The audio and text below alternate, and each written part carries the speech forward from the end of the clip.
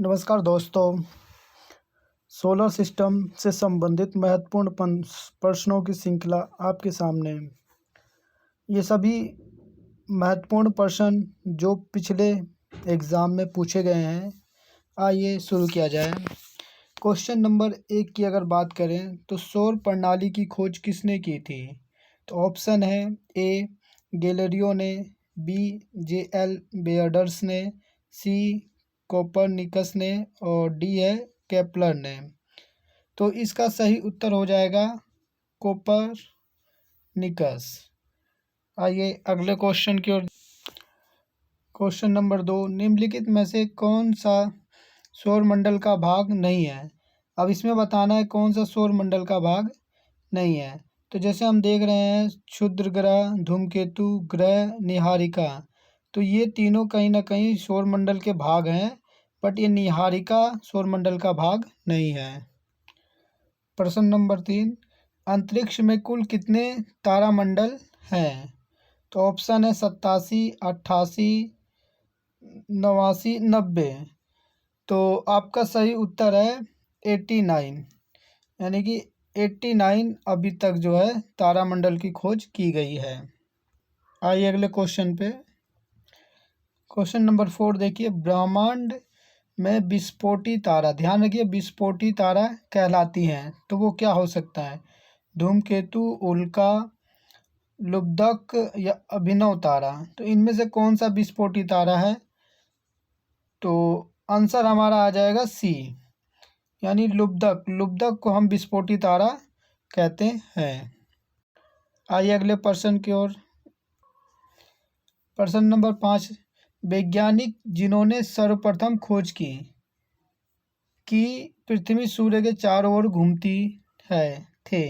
अब इनमें से किन्होंने कहा सर्वप्रथम कि पृथ्वी सूर्य के चारों ओर घूमती है? तो ऑप्शन में न्यूटन है, डाल्टन है, कोपरनिकस है और आइंस्टीन है। तो इसका जो उत्तर होगा वो सी होगा, कोपरनिकस। आइए अगले प्रश्न। 6 नंबर क्वेश्चन, नॉर्वे में अर्धरात्रि के समय सूर्य कब दिखाई देता है? जो नॉर्वे है, सबसे पहले नॉर्वे देखिए कहाँ पे आता है, तो ये कहीं ना कहीं उत्तरी अक्षांश पे आता है, और वहाँ पे अर्धरात्रि यानी कि रात को 12 बजे सूर्य दिखाई पड़ता है। तो हम कह सकते हैं वो किस तारीख को? 21 मार्च, 23 सितंबर, 21 जून और 22 दिसंबर। तो इसका सही उत्तर होगा 21 जून, यानी 21 जून को नॉर्वे में अर्धरात्रि के समय सूर्य दिखाई देता है। यानी हम कह सकते हैं कि जो 24 घंटे ही वहाँ पे 6 महीने तक सूर्य दिखता है। और अगर 22 दिसंबर की बात करें तो 22 दिसंबर इसका उल्टा होता है, ये दक्षिण में होता है, सेम पोजीशन। आइए अगले क्वेश्चन पे देख। क्वेश्चन नंबर 7 है, निम्नलिखित में से किनके बीच औसत दूरी को खगोलीय एकक कहा जाता है? तो ऑप्शन हमारा ए पृथ्वी तथा सूर्य, बी पृथ्वी तथा चंद्रमा, सी बृहस्पति तथा सूर्य और डी प्लूटो तथा सूर्य। तो इसका आंसर होगा ए, पृथ्वी तथा सूर्य के बीच को हम खगोलीय एकक कहते हैं, ध्यान देना। आइए अगले प्रश्न पे बढ़ते हैं। प्रश्न नंबर 8, मध्य रात्रि सूर्य का क्या अर्थ है? इसका अर्थ बताना, मध्य रात्रि सूर्य का क्या अर्थ है? शांत प्रकाश, उदीयमान सूर्य, बहुत चमकदार चंद्रमा या सूर्य का ध्रुवीय वृत्त में देर तक चमकना। जी बिल्कुल सही, इसका उत्तर डी होगा, सूर्य का ध्रुवीय वृत्त में देर तक चमकना, वो होता है मध्य रात्रि सूर्य का अर्थ। आइए अगले प्रश्न पर। प्रश्न नंबर 9, सूर्य के रासायनिक मिश्रण में हाइड्रोजन का प्रतिशत कितना होता है? तो ये हमें बताना 71%, 61%, 75% या 54%। जी इसका उत्तर होगा 71%, सबसे ज़्यादा हाइड्रोजन होता है 71%। आइए अगले प्रश्न पे। प्रश्न नंबर 10, निम्नलिखित में से कौन सा एक तारा है चंद्रमा क्या तारा है? नहीं, ये तो उपग्रह है, उपग्रह होता है ये। शुक्र क्या है? ये एक ग्रह है। और पृथ्वी ये भी एक ग्रह है। तो बचा क्या? सूर्य। सूर्य क्या है? एक तारा है। तो सूर्य क्या है? एक तारा। तो 10वें का उत्तर डी होगा। आइए अगले प्रश्न पर। प्रश्न नंबर 11, सौर पृष्ठ पर लगभग कितना तापमान होता है? तो हमें बताना है सौर पृष्ठ पर कितना तापमान होता है। तो इसका जो सही उत्तर है वो सी होगा। 6000 डिग्री सेल्सियस तापमान होता है वो सौर पृष्ठ पर। आइए अगले क्वेश्चन पे। क्वेश्चन नंबर 12, सूर्य की सतह पर हाइड्रोजन के अलावा दूसरा कौन सा तत्व बहुतायत पाया जाता है? तो इसका आंसर जो होगा वो आपका हीलियम होगा, क्योंकि पहले तो देखिए हाइड्रोजन पाया जाता है, उसके बाद जो है हीलियम भी पाया जाता है। आइए अगले प्रश्न पर। प्रश्न नंबर 13, सूर्य प्रकाश धरती तक पहुंचने में कितना मिनट लगता है? कितना समय लगता है? कितना मिनट लगता है? तो इसका उत्तर है 8.3, 7.3, 9.4 और 10। तो लमसम 8 मिनट लगता है। तो इसका ऑप्शन हो जाएगा ए, 8 पॉइंट समथिंग लगता है। तो इसका 8.3 ये आंसर हो जाएगा आपका। आइए अगले प्रश्न पे चलते हैं। प्रश्न नंबर 14, सूर्य के सबसे पास कौन सा ग्रह है? सूर्य के पास सबसे पास कौन सा ग्रह है? तो जैसे हम सब जानते हैं सूर्य के पास कौन सा ग्रह है? बुध ग्रह सबसे पास है। इसके बाद कौन सा? शुक्र ग्रह है। उसके बाद कौन सा आता है? हमारी पृथ्वी आती है। उसके बाद मंगल ग्रह आता है, फिर बृहस्पति आता है। आइए अगले क्वेश्चन को देखते हैं। क्वेश्चन नंबर 15, बुध नक्षत्र में एक वर्ष में दिनों की संख्या कितनी होती है? अब हमें बताना जो बुध हमारा ग्रह होता है, बुध ग्रह है, उसमें एक साल में कितने दिन होते हैं? तो इसका आंसर हो जाएगा 88 दिन होते हैं। तो बुध में अगर दिन पूछे तो कितना हो जाता है? 88 दिन होता है। आइए अगले क्वेश्चन को देखते हैं। चलिए क्वेश्चन नंबर 16, निम्नलिखित में से कौन से ग्रहों के चारों ओर घूमने वाले उपग्रह नहीं है? ध्यान दीजिए, एक होता है ग्रह, एक होता है उपग्रह। ग्रह क्या होता है? जो सूरज के चक्कर लगाता है। एक ग्रह जो होता है वो सूरज के चक्कर लगाता है। और जो उपग्रह होता है, उपग्रह वो इनके चक्कर लगाता है। तो इनमें से बताना है किसके जो उपग्रह नहीं है। देखो चारों ओर चक्कर घूमने वाले उपग्रह नहीं है, नहीं पूछ रहा किसके उपग्रह नहीं है। क्वेश्चन को समझना, थोड़ा घुमा दिया क्वेश्चन को। तो मंगल तथा शुक्र, बुध तथा शुक्र, मंगल तथा बुध और वरुण तथा प्लूटो। तो बताना है हमें। जी बिल्कुल सही, यानी बुध और शुक्र के उपग्रह नहीं है, अब बाकी सबके उपग्रह हैं। आइए अगले क्वेश्चन को देखते हैं। क्वेश्चन नंबर 18, सौरमंडल का कौन सा ग्रह लगभग पृथ्वी जितना बड़ा है? जी बिल्कुल, बहुत अच्छा क्वेश्चन है। तो इसमें से बताना है बुध, मंगल, शुक्र और यम, इनमें से कौन सा ऐसा ग्रह है जो पृथ्वी के जितना बड़ा है? तो इसका आंसर जो होगा वो शुक्र ग्रह होगा। शुक्र ग्रह क्या होता है? ये सबसे चमकीला ग्रह होता है। और इसके लिए इसको मतलब पृथ्वी की बहन भी कहा जाता है। अगर बात करें पृथ्वी की बहन भी इसको कहा जाता है। और इसको सांझ का तारा, सांझ का तारा या भोर का तारा भी कहा जाता है। आइए अगले क्वेश्चन को देखते हैं। क्वेश्चन नंबर 18, सौरमंडल का कौन सा ग्रह लगभग पृथ्वी जितना बड़ा है? तो अभी हमने क्वेश्चन किया, सेम यही है, रिपीट आ गया। बुध, जो बुध है जितना बड़ा है। आइए अगले क्वेश्चन, सबसे चमकीला ग्रह कौन सा है? तो सबसे चमकीला ग्रह अभी हमने बताया कौन सा सबसे चमकीला ग्रह है, तो शुक्र। शुक्र सबसे चमकीला ग्रह है। इसको सांझ का तारा भी कहते हैं, सांझ का तारा भी होता है, भोर का तारा भी इसे कहते हैं, और इसको बहन भी कहते हैं, पृथ्वी की बहन भी कहते हैं। आइए अगले क्वेश्चन को देखते हैं। क्वेश्चन नंबर 20, पृथ्वी के सर्वाधिक निकट कौन सा ग्रह है? ध्यान दीजिए, यहाँ पृथ्वी के निकट है, सर्वाधिक है। जल्दीबाजी में क्वेश्चन पढ़ोगे तो गलती हो जाएगा। बहुत बच्चे बुध लगा के आ जाएंगे, लेकिन हमें पता है कि बुध किसके? सूर्य के नज़दीक होता है। अगर सूर्य यहाँ पे आता है सूर्य के नज़दीक तो आएगा बुध। और यहाँ पूछा है पृथ्वी के नज़दीक, तो पृथ्वी के नज़दीक होता है तो वो होता है हमारा शुक्र। पृथ्वी के नज़दीक कौन सा? शुक्र है। आइए अगले क्वेश्चन को देखते हैं। क्वेश्चन नंबर 21, निम्नलिखित में से किस को भोर का तारा कहा जाता है? देखिए बार बार क्वेश्चन घूम के आ रहा है। अभी मैंने बताया आपको कि इसका आंसर क्या होगा, बी होगा, शुक्र।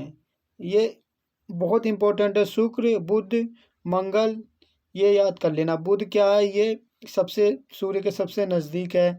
मंगल को लाल ग्रह कहा जाता है। और शनि आप जानते हो। आगे देखिए, अगले क्वेश्चन पे देखते हैं। 22वां क्वेश्चन बहुत इंपॉर्टेंट है। सुपरनोवा। सुपरनोवा क्या है? तो एक ग्रहिका है, एक ब्लैक होल है, एक पुच्छर तारा है, एक मृतप्राय तारा है। तो हमें बताना, तो सुपरनोवा क्या है? एक मृतप्राय तारा है। आइए अगले क्वेश्चन की ओर बढ़ते हैं। क्वेश्चन नंबर 23, उत्तरी ध्रुव की खोज किसने की थी? हमें बताना उत्तरी ध्रुव की खोज किसने की थी। तो रॉबर्ट पेरी ने, अमर्डन सेन ने, तस्मान ने, जॉन केबॉट ने। तो किसने की थी? जी, रॉबर्ट पेरी ने उत्तरी ध्रुव की खोज की थी। ध्यान रखने वाली बात है। आइए अगले क्वेश्चन को देखते हैं। क्वेश्चन नंबर 24, साउथ पोल पहुंचने वाले प्रथम व्यक्ति कौन थे? तो हमें बताना है साउथ पोल पे पहुंचने वाले प्रथम व्यक्ति कौन थे। मैगलन, अमेरिगो वेस्टी, पियरी या एमर्डन सेन। जी बिल्कुल सही। तो वो पहले व्यक्ति कौन थे? एमर्डन सेन, जो पहली बार साउथ पोल पे पहुंचे थे। आइए अगले क्वेश्चन को देखते हैं। देखिए प्रश्न, तारे पूर्व से पश्चिम, ध्यान से पढ़िए क्वेश्चन, पूर्व से पश्चिम में किस कारण ज़्यादा दिखते हैं? हमें कारण बताना है कि जो तारे हैं पूर्व से पश्चिम किस कारण से दिखते हैं। तो पूरा ब्रह्मांड पूर्व से पश्चिम की ओर घूम रहा है, या पृथ्वी सूर्य की परिक्रमा कर रही, या पृथ्वी पूर्व से पश्चिम घूम रही है, या पृथ्वी पश्चिम से पूर्व घूम रही है। तो इसका आंसर होगा डी आंसर होगा, क्योंकि हमारी पृथ्वी कैसे घूमती है? पश्चिम से पूरब घूमती है। ठीक है, यहाँ पे तब तारे हमें पूरब से पश्चिम दिखाई देते हैं। आइए अगले क्वेश्चन को देखते हैं। देखिए क्वेश्चन है, पृथ्वी स्थित है। अब पृथ्वी कहाँ पे स्थित है? तो पहला तो शुक्र और मंगल के मध्य, मंगल और बृहस्पति के मध्य, शुक्र और बृहस्पति के मध्य, बुध एवं शुक्र के मध्य। तो बताना है। तो जैसे हम जान रहे हैं कि पृथ्वी क्या है, पहले सूर्य आता है, सूर्य के पहले करीब क्या आता है? बुध आता है। फिर उसके बाद क्या आता है? बुध के बाद शुक्र आता है, और फिर यहाँ पे पृथ्वी आता है, और उसके बाद मंगल आता है। ठीक है, तो यहाँ पे हम कह सकते हैं कि मंगल और शुक्र के बीच में पृथ्वी स्थित है। आइए अगले क्वेश्चन को देखते हैं। क्वेश्चन नंबर 28, किस दिन पृथ्वी सूर्य के सबसे निकट है? ध्यान दीजिए, बहुत इंपॉर्टेंट क्वेश्चन होता है ये।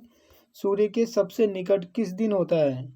तो इसका उत्तर है 4 जुलाई, 21 मार्च, 23 सितंबर या 3 जनवरी। तो इसका सही आंसर क्या होगा?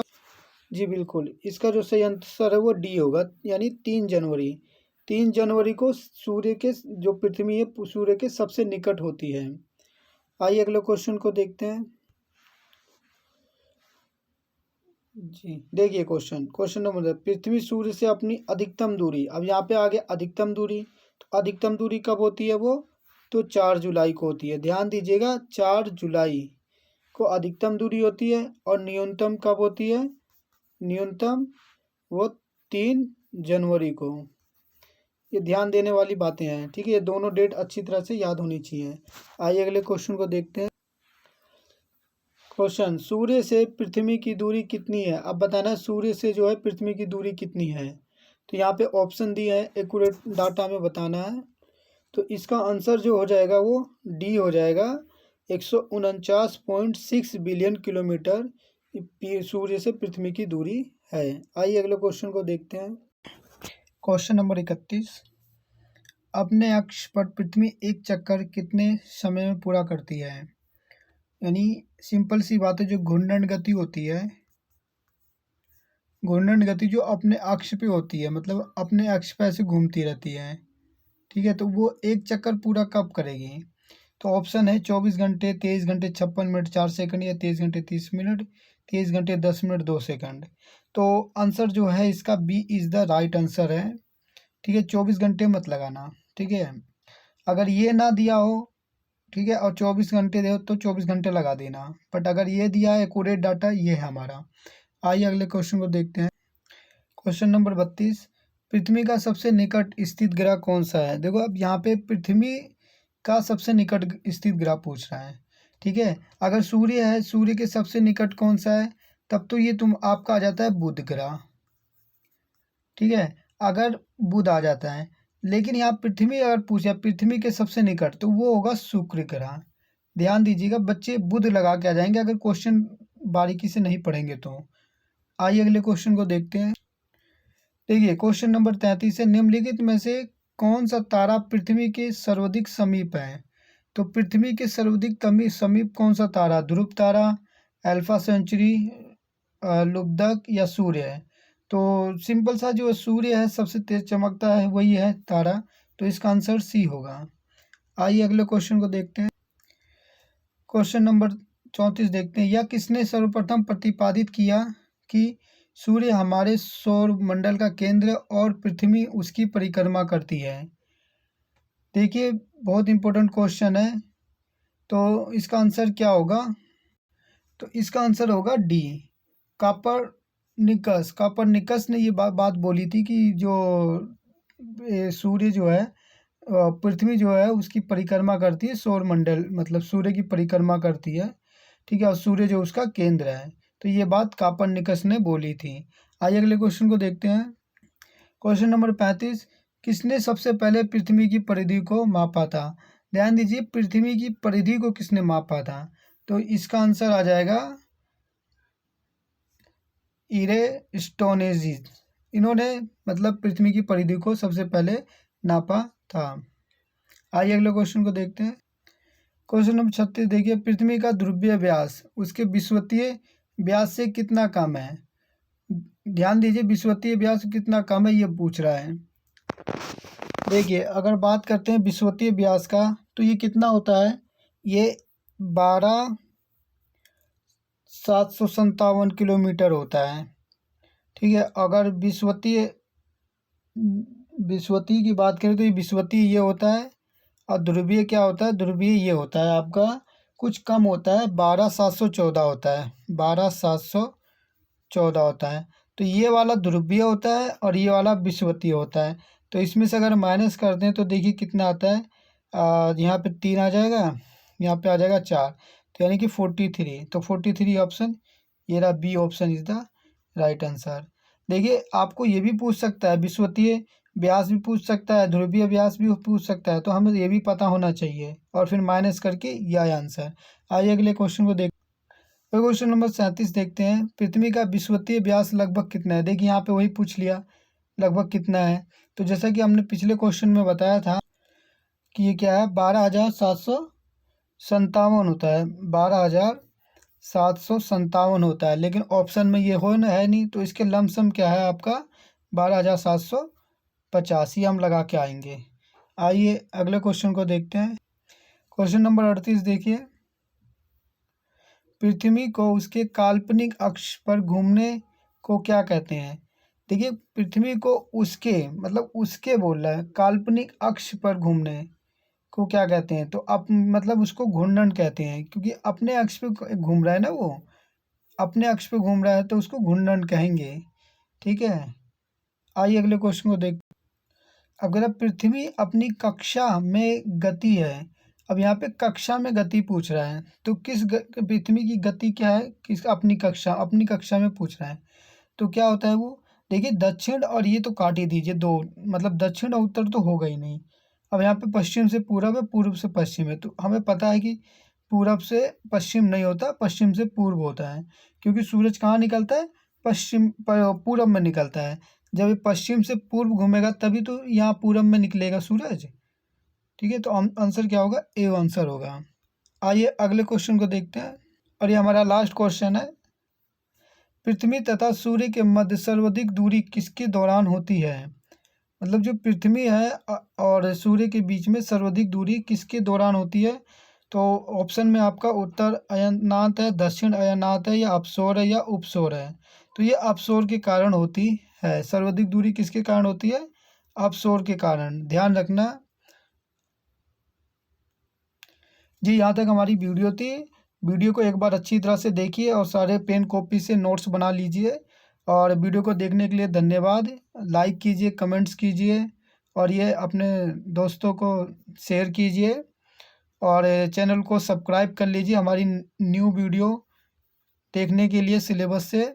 और बेल आइकन को मतलब घंटी दबा दीजिएगा ताकि आपको नोटिफिकेशन मिलता रहे समय समय पे। Thank you.